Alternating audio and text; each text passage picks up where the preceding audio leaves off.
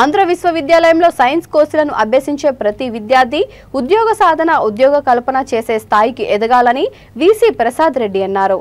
రాష్ట్ర ముఖ్యమంత్రి వైఎస్ జగన్మోహన్ రెడ్డి ఇలా ఆకాంక్షిస్తున్నారని, దీనిని సాకారం చేసే దిశగా ఏయూ పనిచేస్తున్న విధానాన్ని ఆయన వివరించారు.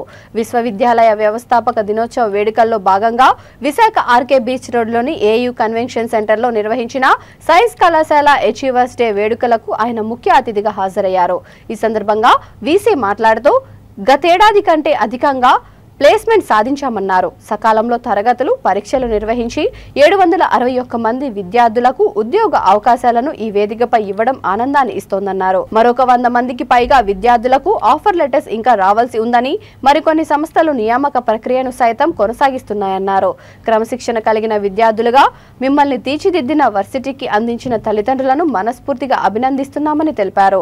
ఉన్నత విద్యా మండలి చైర్మన్ ఆచార్య కె హేమచంద్రారెడ్డి కార్యక్రమంలో పాల్గొని విద్యార్థులను అభినందించారు.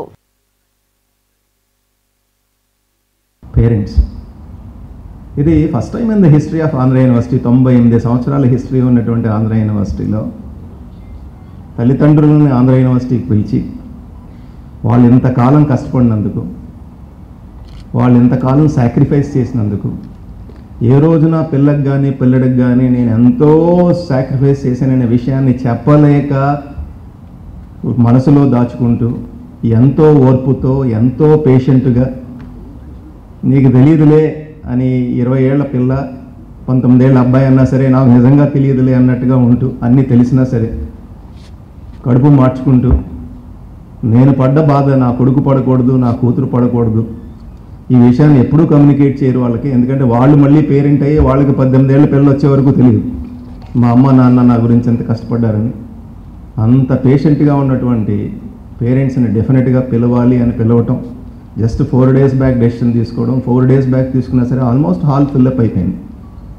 ఇంకా రాలేదు చాలామంది అన్నారు, కానీ అందరూ వచ్చారు. ఇంచుమించుగా ఏవో జస్ట్ హార్డ్లీ 40-50 సీట్స్ తప్ప అంతా ఫిల్అప్ అయిపోయింది. గుడ్, మీరు అందరూ వచ్చారు ఇక్కడికి ఈ రోజున పేరెంట్స్.